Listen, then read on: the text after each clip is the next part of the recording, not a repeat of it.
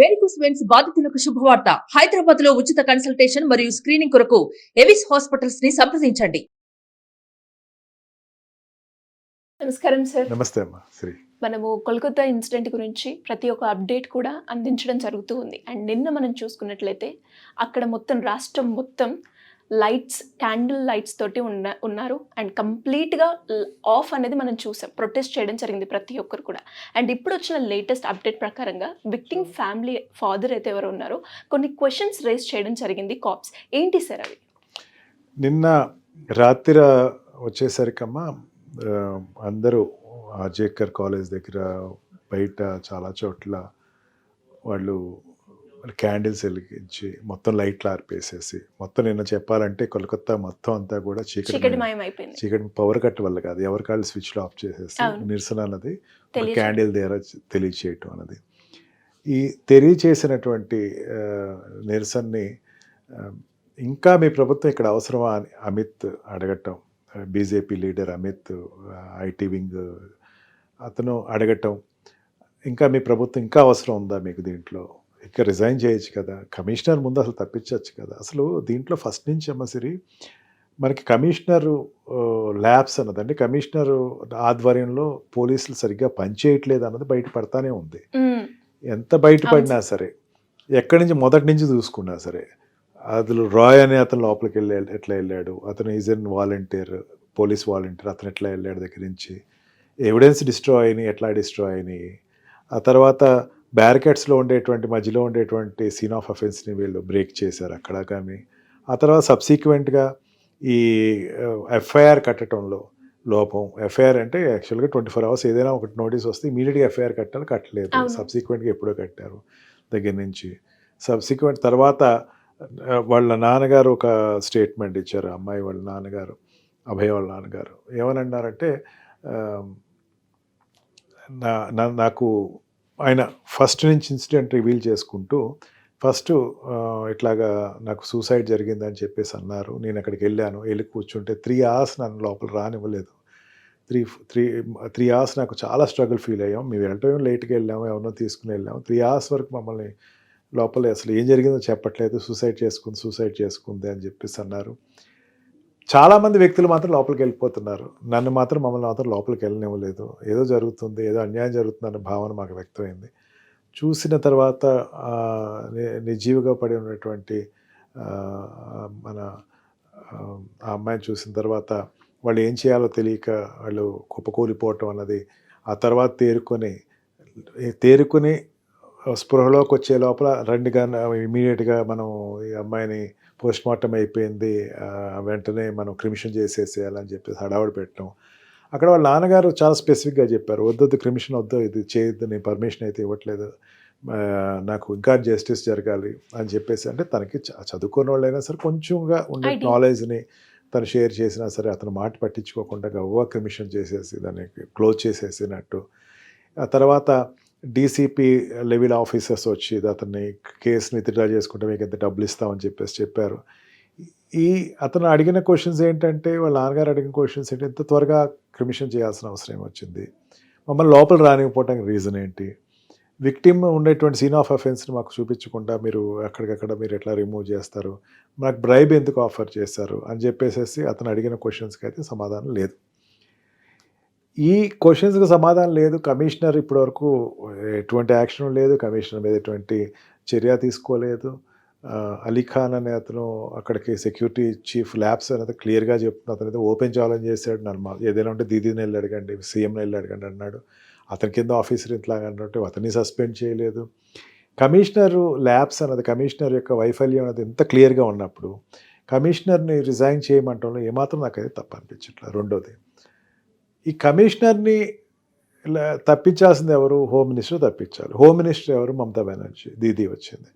మమతా బెనర్జీ గారు తప్పించకుండా మళ్ళీ అతనికే ఏదో నిరసన ఒక 5 days బ్యాక్ నిరసన తెలియజేయడానికి వచ్చిన వాళ్ళ మీద టియర్ గ్యాసెస్ ప్రయోగించడం అండ్ వాటర్ క్యాన్స్ ప్రయోగించడం కమిషనర్ ఆధ్వర్యంలో చేసిందంటే, డైరెక్ట్లీ ఆర్ ఇండైరెక్ట్లీ నువ్వు ఒక రాంగ్ మెసేజ్ క్లియర్గా కంటిన్యూగా ఇస్తున్నావు జనాలకి. నీ మీద నమ్మకం లేదు, నమ్మకం కోల్పోయావు. నువ్వు ఏదో ఒక యాక్ట్ తీసుకొస్తే అయిపోయింది అనుకోకు, చాలా ఉంది, ఏమీ చేయట్లేదు, నీ ఆధ్వర్యంలో ఏం జరగదు. ఇంకా నీ మీద జనాలకి అసలు చాలా నిన్న జరిగిన క్యాండిల్ షోకి అయితే గవర్నర్ కూడా స్వయంగా పార్టిసిపేట్ చేశాడు.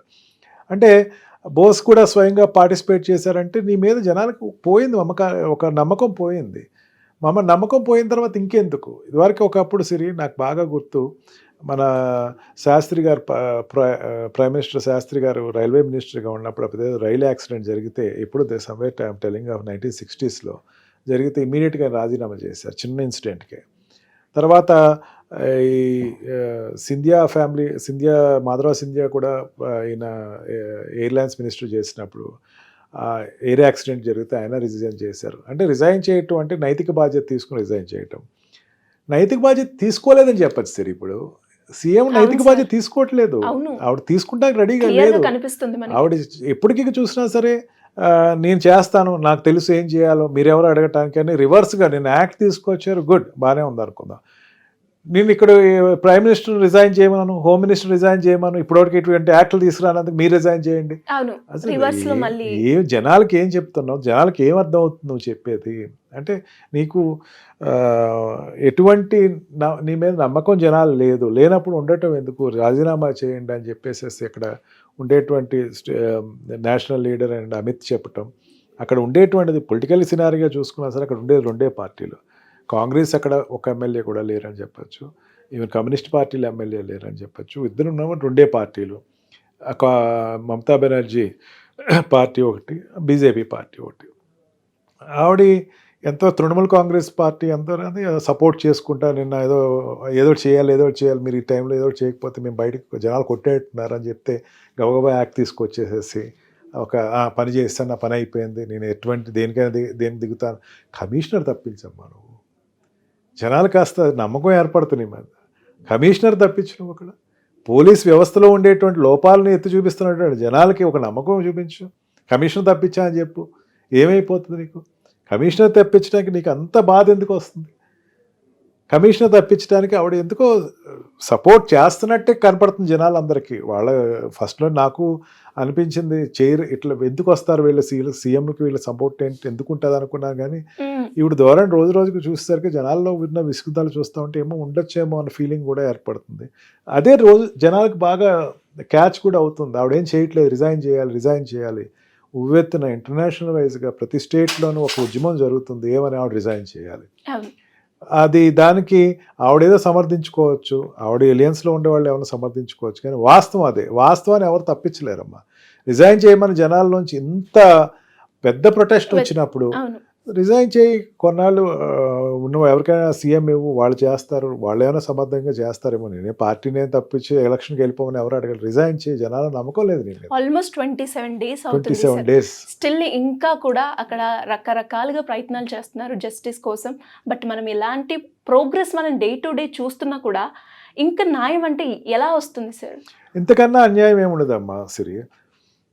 సుప్రీంకోర్టు చీఫ్ జస్టిస్, సుప్రీంకోర్టు సుమోటోగా తీసుకుంది, హైకోర్టు సుమోటోగా తీసుకుంది, సిబిఐకి పంపించింది. అంటే స్టేట్ పోలీస్ మీద నమ్మకం లేదని సిబిఐకి హ్యాండ్ ఓవర్ చేసింది. అక్కడ నీ పాత్ర ఏం లేదు, రోల్ ఏం లేదు. నీ రోల్ అలా ఎలా అంటే నీ మీద అసంతృప్తి జనాల్లో ప్రకటించడం ఒకటే. సుప్రీంకోర్టు తీసుకుంది, అక్కడ తీసుకున్న దానికి నిరసనలు ప్రకటించే వాళ్ళు జాగ్రత్త, వాళ్ళు ఏమో మీరు టచ్ చేయొద్దన్నా సరే వాటర్ క్యాన్స్ తోటి వాళ్ళని లాఠీ చార్జ్ చేసి వాళ్ళని అణదొక్కటానికి ట్రై చేయటం, వాళ్ళు కమిషనర్స్ వీళ్ళందరూ. జస్టిస్ అన్నది ఆ స్టేట్లో జరుగుతుందన్న నమ్మకం అయితే నాకు లేదు.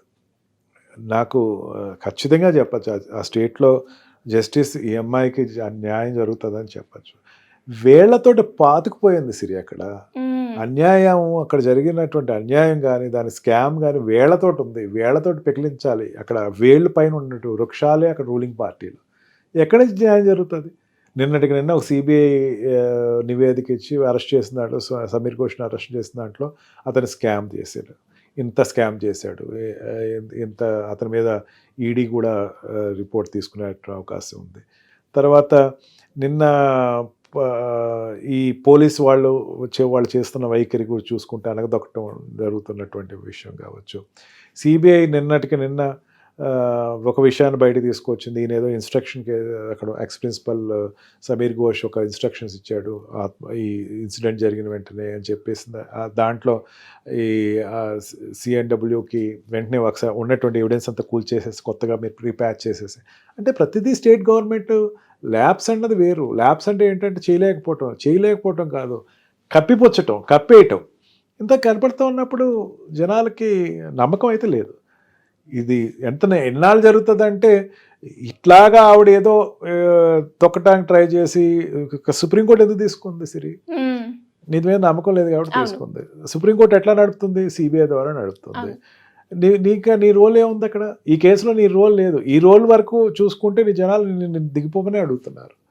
అంటే ఆ సిచ్యువేషన్ వాళ్ళు వెల్కమ్ చేస్తున్నారేమో అనిపిస్తుంది రోజు రోజుకి. ఈ సిచ్యువేషన్ ఎంతవరకు వెళ్తుందంటే రోజు రోజుకి పొలిటికల్గా డైల్యూట్ అవుతుందేమో పొజిషను. పొలిటికల్గా ఆవిడ పిఎం రిజైన్ చేయండి, హోమ్ మినిస్టర్ రిజైన్ చేయండి తీసుకొచ్చిన కేసు నుంచి ఇంకొక కేసుకి వెళ్ళే మార్గాలు చూస్తూ ఉంటే డైల్యూట్ చేసి రోజు రోజుకి ఒక అర్థం కాని పరిస్థితిలోకి వెళ్తుంది. ఎనీవే సుప్రీంకోర్టు ఉంది కాబట్టి ప్రతి వాళ్ళకి ఒక నమ్మకం, సుప్రీంకోర్టు మీద కోర్టులు అంటే ఒక నమ్మకం. ఆ నమ్మకం వల్ల కేసు నిలబడదు తప్ప పొలిటీషియన్స్ వల్ల, పోలీసు వల్ల ఎటువంటి న్యాయం జరుగుతుంది అనుకుంటే అది పెద్ద అబద్ధం అని చెప్పచ్చు. Thank you sir. Thank you so much. Thank you.